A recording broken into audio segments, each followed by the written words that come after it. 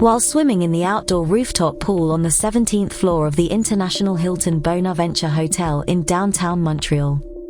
A UFO object appears in the sky directly overhead and looks like an oval shape with a yellowish color. It's lighted object with 6 lights on the perimeter of a large circle with a ray of light emitted from each one. The huge UFO over Bonaventure Hotel story, Montreal, Quebec, Canada 1990.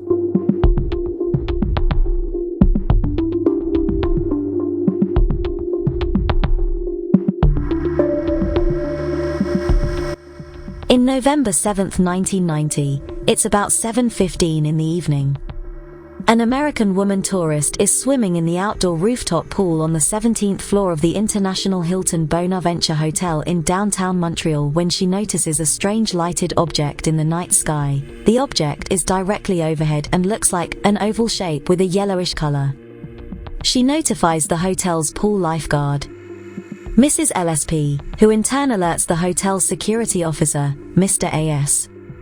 Intrigued by the stationary unknown object, the security officer telephones the MUCP, Montreal Urban Community Police, for assistance. Meanwhile, the pool's lifeguard has urged guests to come outside to look at what she herself later described as a lighted object with 6 lights on the perimeter of a large circle with a ray of light emitted from each one. Mrs. LSP then notifies La Presse, one of Canada's major newspapers. La Presse takes the story seriously and sends out reporter Marcel Laroche to investigate. Some 5 minutes before Mr. Laroche arrives at the hotel, the object had become brighter, prompting the security officer to contact the police station a second time. Officer François Lieb of the MUCP is dispatched at 8:07 and arrives at the hotel about 5 minutes later. In his report, Officer Lieb describes the object as 3 yellowish lights from each of which a single beam of light emanated. He added that the object itself was luminous and round and did not appear to move. Meanwhile, several other people in and around Montreal are witnessing unusual lights in the sky.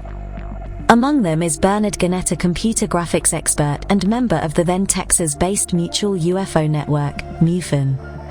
Jannetta later compared what he saw to a small greenish aurora borealis-like phenomenon with long streamers extending out from it. The time is circa 7:30 p.m. He watches the luminous phenomenon for 30 to 60 seconds from a spot in Old Montreal about a mile, 10 city blocks, east-southeast from the hotel. Jannetta is accompanied by a second witness. Both men agree that the phenomenon is at a very high altitude and not moving. Back on the rooftop, Officer Lieb, the security officer, and the pool's lifeguard notice a small private aircraft flying directly beneath the clouds and much farther below the object. At 8:20, Officer Lieb telephones Sergeant Masson of the MUCP for backup. Overwhelmed by what he sees when he arrives at the 17th floor, the sergeant calls the Royal Canadian Mounted Police, RCMP. The time is now 8:44. An investigator, Officer Luc Morin, is assigned to handle the case.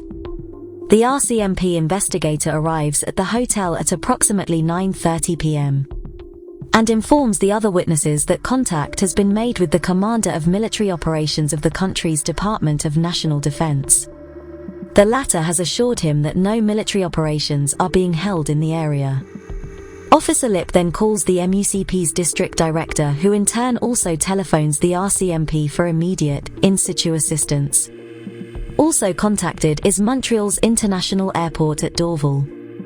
The operators at the control tower confirm that there have been other calls by people seeing a strange object over the city, but they emphasize that nothing has appeared on the airport's radar screen. About half an hour earlier, at 9 o'clock, 2 more journalists from La Presse, Mr. J. Beliveau and Mr. R. Mayu, arrived at the hotel. It was at about that time that their colleague Mr. Laroche started taking pictures of the object. Not being a professional photographer himself, he telephoned a photographer at the newspaper and asked for advice. Mr. Laroche was told to stabilize his camera on a bench nearby and use a 30-second exposure. An MUCP officer who arrives at the scene at 9:45. In the hope of gathering more photographic evidence, finally decides not to take any pictures because the clouds were too thick. According to investigator Morin, the object disappeared from sight at about 10:10. due to increasingly dense cloud cover. The day after the sighting, and after the incident had been covered by La Presse, journalist Beliveau received a letter from someone claiming that his friend had witnessed the object from his small airplane. Although the pilot witness completed a MUFON sighting form, no useful details surfaced. The pilot himself declined any further interviews, and a direct link with the plane spotted during the sighting could not be made. In 1992, Jannetta, together with Dr. Richard F. Haynes, a well-known UFO researcher and psychologist formerly employed by NASA, published a 25-page report of the sightings. The report concludes that the evidence for the existence of a highly unusual hovering, silent large object is indisputable. Basing themselves on the available eyewitness testimonies, they add that a reasonable lower bound for the angular size of the object's central, oval body, as seen from the roof of the hotel, is 27 degrees arc. Having established this angular size, the authors calculate the actual size for the main body of the object to have been no less than 1,783 feet, 585 meter, across if it was at 3,500 feet, 1,148 meter, altitude, or 4,586 feet, 1,504 meter, if it was at 9,000 feet, 2,953 meter.